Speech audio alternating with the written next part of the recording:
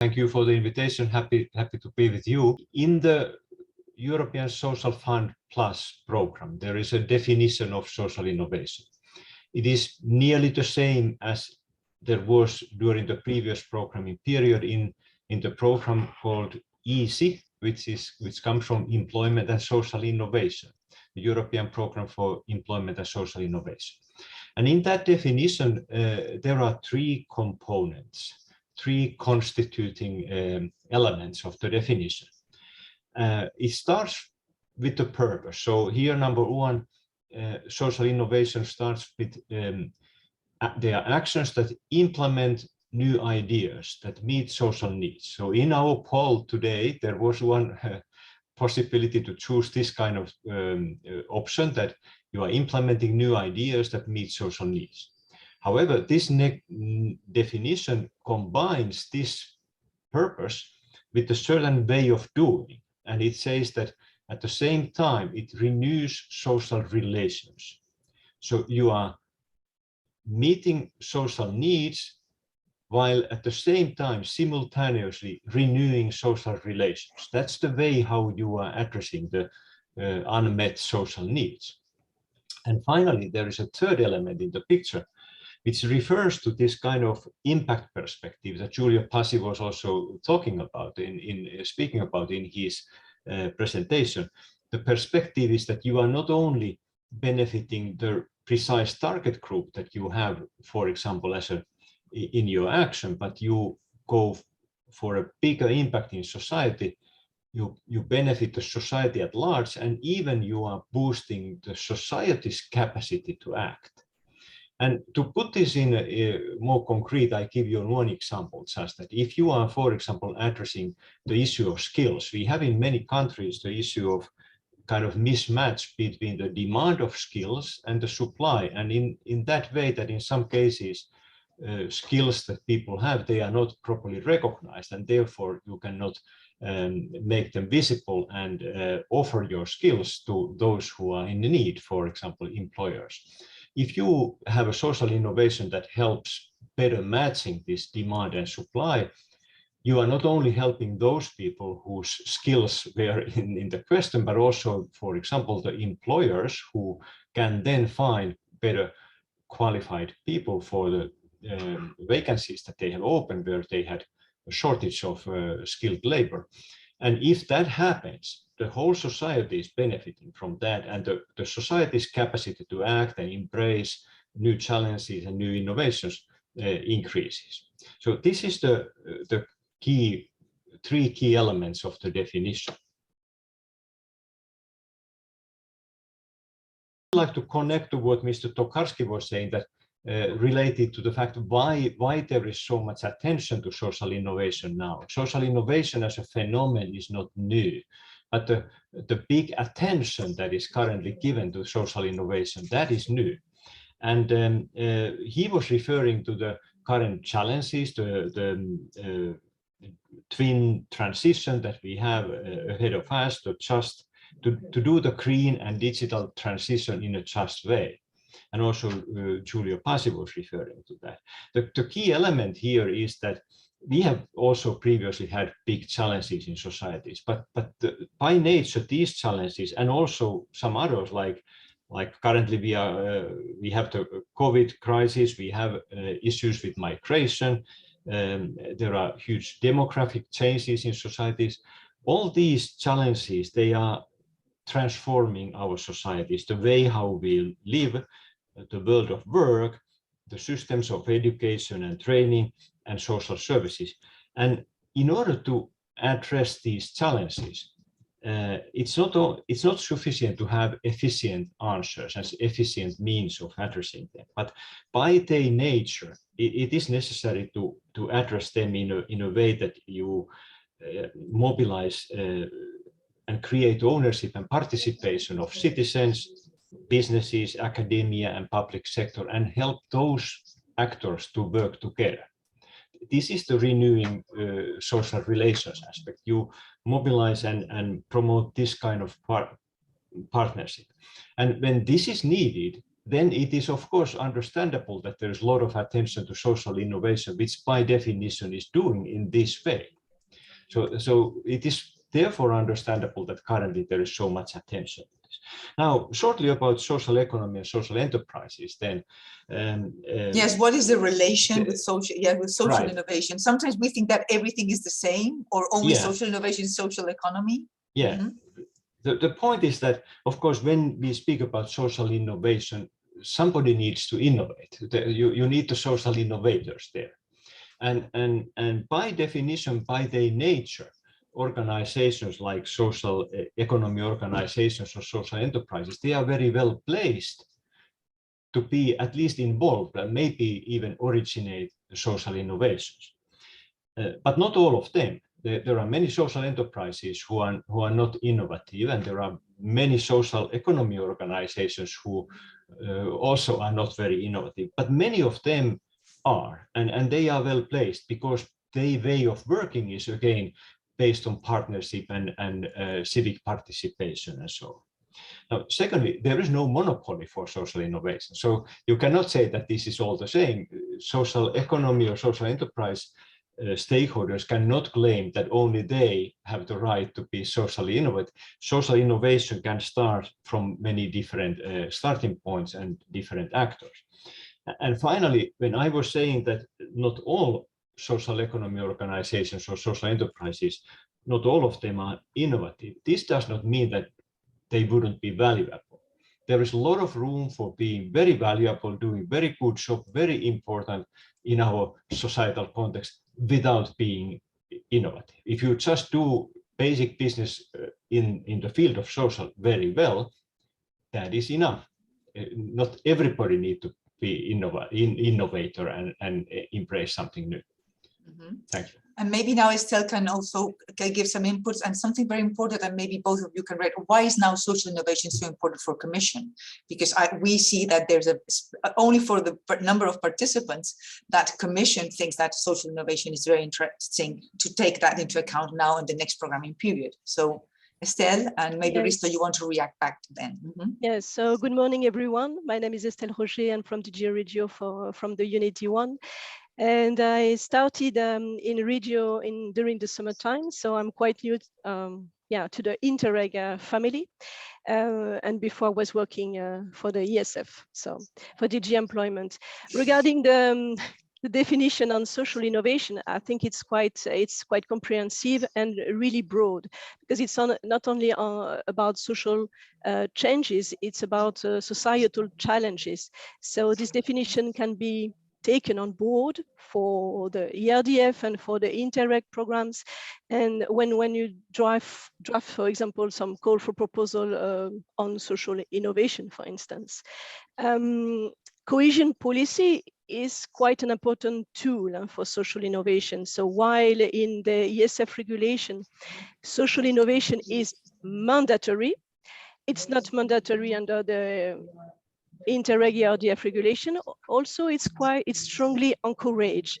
So in general, social innovation can be programmed or implemented through all the policy objectives when relevant and when they are linked to the program's interventions logic. But they are explicit mention of social innovation in the ERDF regulation.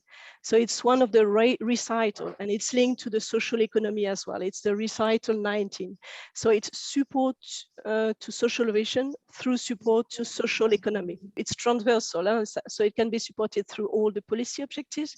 But there is one which is quite relevant, is the PO4 on a more social and inclusive Europe. And there are two areas, challenges. It's the labor market, employment sectors, and the tourism and cultural sectors, which are linked to social economy and as well to social innovation. So it's explicitly mentioned in the regulation. So if you put the next slide. Yes, so on the PO4, and I think you know it already, there are two specific objectives, one on the labor market and access to employment, and one on the tourism and cultural sector, which is quite important in tourism and cultural sectors are quite important in the Interreg family. So there is this explicit mention of social innovation. So you can use both of the specific objectives to have social innovation measures, for instance. I had a look already at some programs that have been not submitted, but they are in the process to be submitted. And it's true that I saw already some Interreg programs that would like to have the specific objective 4.6 already, and when they write, they also try to find new approaches as well to tackle the issue for the cultural and tourism sectors, because they have been hit heavily by the COVID-19 crisis. So under PO4, you can really support social innovative measures. That's what I would like to say. And it's particularly linked as well to the social economy that we have already mentioned with that Risto mentioned as well. And is there anything, Estelle, sorry that I come with the question, but DG Regio wants to see something very specific from Interreg related to social innovation. Is there anything that really you're looking for or you would like to highlight? Well, I think we strongly encourage Interreg programs to have social innovative measures. And my personal opinion is that by nature, Interreg is quite innovative, because since years, decades, the Interreg programs had to find other way of cooperating and tackle some issues. On the contrary of the mainstream programs, it's completely different. So, and when I read as well, you have a very, very good database on Interreg project and programs, keep.eu. And when you see there is already a lot of innovative and social innovative measures that have been implemented. And maybe what we would like to see is how we can promote them a little bit more, or to make them more visible. So social innovation is there in Interreg already. Yes, so we could say it's a fund driven by social innovation. Yes. Okay. Yes. Well, I think many people will relax now, thinking that maybe No, but I mean, it's also a question of visibility, how you communicate this as well. But it's true that when you see already the funding period 14-20, there were many innovative aspect as well. And now let's see what will come, for example, in the tourism and cultural sector, because this sector it's quite demanded as well in the Interreg family. It's quite important, and let's see what we are going to have, because these sectors have been heavily hit by the COVID-19 crisis, and how they are going to be transformed to be more sustainable and resilient, and they can use as well the innovative measures for that. This slide, this presents a kind of the comprehensive way how we mobilize ESF funds and support for social innovation. And I would like to first that you look at the blue line in the middle. It presents the social innovation in a linear way. We know very well that social innovation is not linear by its nature. But to simplify things, to make it presentable with a PowerPoint, we have put here 3 phases. So on the left hand side, you have the phase of initiating these new ideas when you are addressing specific social needs. And in the middle, you have a phase where, in the European context, notably, it's very important to have it in the perspective of kind of scaling and replication by other countries, so transnational phase of testing, and if this testing phase proves that these social innovations are transferable and successful, then after that there would be a phase of mainstreaming, because in some cases social innovations really have the best power if they are embedded into systems, be it welfare systems or education systems and so on. They can feed into these systems, and that would be the mainstreaming and reforms dimension. So now what we have in the ESF context is to be specifically mobilize ESF funding for all these three phases. On the left side, for this innovation phase, we have two components in the program. One is this EASY program that was previously a separate one, is now integrated. There is a certain amount from EASY that is mobilized for experimentation projects at EU level. They are transnational, but relatively small scale projects to experiment new solutions to social needs. But money-wise, much more important is the next box there. So now I move to the yellow line above. So more important is the box that we say ESF for social innovation in the member states, because in our regulation Article 14, it actually establishes an obligation for every member state to have at least one dedicated priority, meaning one component in the program that is explicitly addressing social innovation. You can have many, but you need to have at least one. And what is happening currently is that every member state, when they are preparing their programs, they are taking a decision that what would we like to address specifically under the dedicated priority for social innovation. And in some countries, indeed, when they have many programs, it is actually a multiple exercise. Social innovation is specifically addressed. And as we know, within these funds, the money is in the member states, not at the EU level. And therefore, here, this is an opportunity. And member states have even a carrot for that when they are programming under this dedicated priority for social innovation. The co-funding rate can be higher than it would be normally, the EU co-funding rate. So you can get up to 95% co-funding for the social innovation dedicated priority. Now, in addition to that, we have what we call now ESF Social Innovation Plus. In the middle of this picture, we have specific nearly 200 million available for transnational piloting projects for helping the scaling and transfer of social innovation. Not all goes for projects, because some goes also for, let's say, non-financial support. I will come back to that.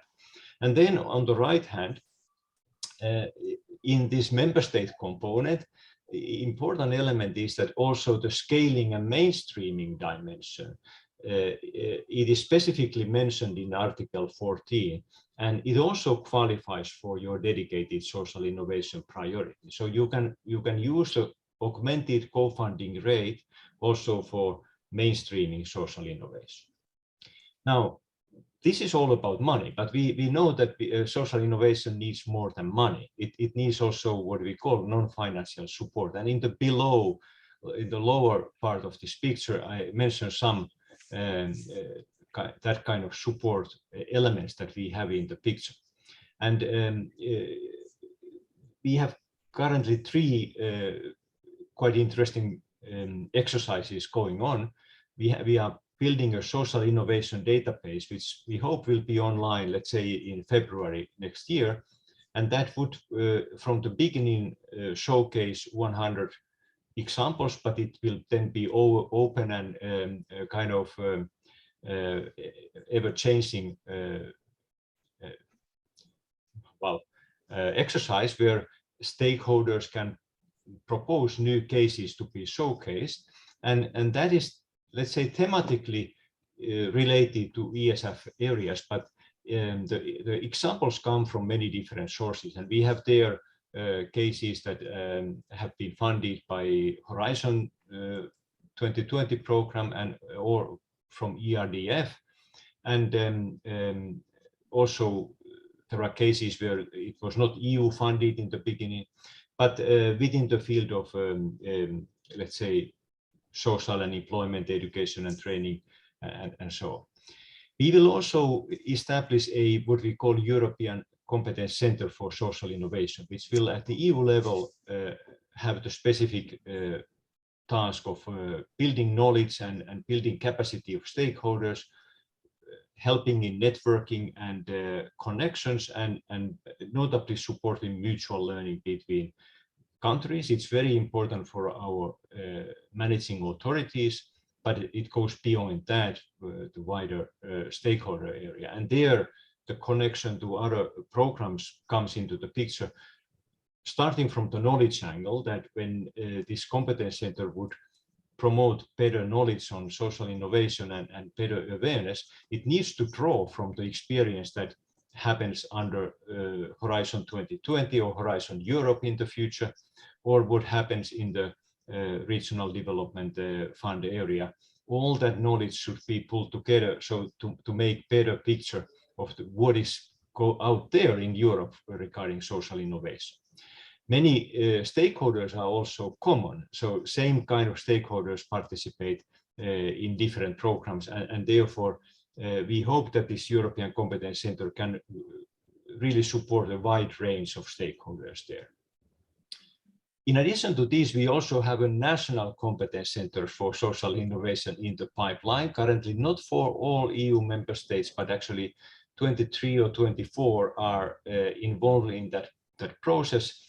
They are currently in the building phase, but we hope in 2 years they would be really consolidated as a kind of knowledge centers that are recognized by stakeholders and whose mission in the member state are related to same issues than what we listed here for the European Competence Center.